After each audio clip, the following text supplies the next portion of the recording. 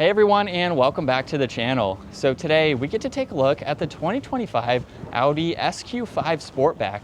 This model's finished off in a glacier white metallic.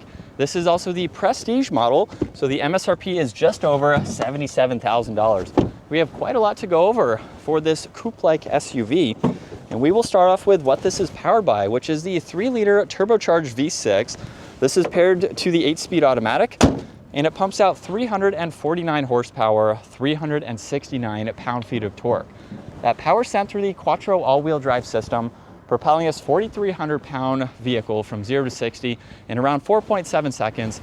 Top speed is 155 miles an hour. Now you'll notice this model has a lot of gloss black accents. It's on the Audi badge itself, where there's a forward-facing camera, gloss black for the hexagonal surround there. There's also LEDs up front, the sensors for the distance pacing, along with more gloss black, and plenty of cutouts to provide additional cooling. Now there's also 4 distinctive lines that come down both sides of the hood there to just give it a little bit more of a sporty look. Now this model also has gloss black wheels with the red brake calipers. There's the fender arches in the front and the rear, along with a very crisp line that goes just above the door handles.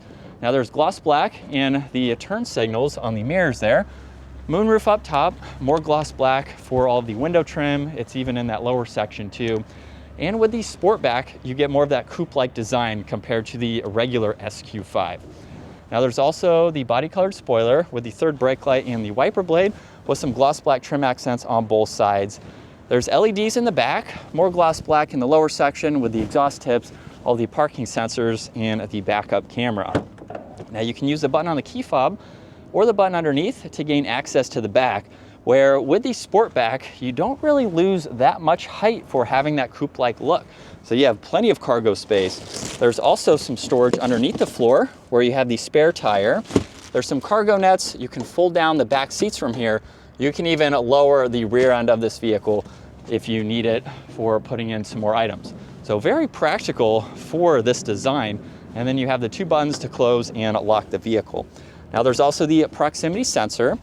And then for this interior, there's carbon fiber, Alcantara, and leather, Bang & Olufsen for the sound system and more storage. This is the adjustment to fold these seats down. So as you can tell, lots of space, and then very nice leather seats here. At 5'10", I have plenty of space. There's storage pockets, you have vents. These are heated seats too, temperature adjustments, and auxiliaries down below. And then you can even slide these seats forwards and backwards. Now you do have the armrest with cup holders. You can also fold down this middle seat, and then you have plenty of visibility around that pillar. I also have about an inch of headroom, so for that design, it doesn't really hinder your rear passenger's headspace. Now there's more carbon fiber, memory seating adjustments, power folding side mirrors, which are heated. There's all of the window controls, and then some more storage, and a very nice design for these seats. Now this model also has the perforated steering wheel. There's paddle shifters on both sides. On the right side, there's the heated steering wheel adjustment, Bluetooth and voice commands, volume and tuning. On this left side, this is how you can go through the virtual cockpit. So I can use these arrows here. You'll notice all that information is currently on the left side. And if I push on the view icon, now we'll bring it up in the middle, and when you go to the navigation, it is in full screen. So very nice to have those adjustments. There's also the cruise and distance pacing. You have storage on this left side, headlight adjustments, more carbon fiber, and then with the infotainment system, you have all these icons that you can get into. If we go under vehicle, you can get into the drive select, so you can adjust the height of the vehicle as well as go through the different driving modes there. And there's also various shortcuts on this left side to get into. There's air vents underneath that. There's also another LCD screen. If you just hover your finger on the button itself before you push it, you can see if you need to go up or down to adjust it. Heated seats up front. There's the temperature adjustments, shortcut to the drive select.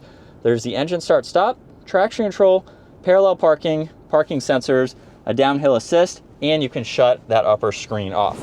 You get a little bit of storage with some auxiliaries, more storage in front of the shifter, where if we put this into reverse, you can expand this and you have a lot of visibility around the entire vehicle. There's also drive and the ability to shift using the shifter. There's volume and tuning, a little bit more storage, cup holders in the middle, You have an auxiliary with more storage, plenty of room in the glove box, and then garage door buttons with the rear view, dome lights, and the controls for the sunshade and sunroof. And then here's a look at visibility over both shoulders, where it's very easy to see for this smaller SUV. And we are still in dynamic mode. We will drop down to second gear, give it a small acceleration. And it definitely sounds good for this V6. Now this is what it's like to be behind the wheel for the SQ5. It has a great interior to it. And with the Prestige package, we get a lot of these carbon fiber accents and everything to give it that luxury look. But it's also going to provide you with that luxury vibe. So you can get a very luxury focused, smaller size SUV with this Sportback and have that coupe-like design, which is great. But these seats are comfortable, like I mentioned, very nice bolstering support to them, and the ride has been fantastic. For a luxury vehicle like this, that's what you would expect to see. It's very quiet, comfortable. This would make for a great daily driver. And like I said, I think it's a good city vehicle for how small it is. So if you're doing a lot of city driving, this is a perfect size, and it's still practical to have other people in. So it's not too small that it's not a usable SUV, and it's not large at the same time. And then you have some sporty aspects to it, plenty of power. If you're not looking for a ton of performance, you still get an adequate amount of performance for this engine and for this vehicle in general. And with that Sportback design, I haven't had any issues with visibility. It's been pretty easy to see. So like I've mentioned, you're not really sacrificing any visibility for getting that overall shape.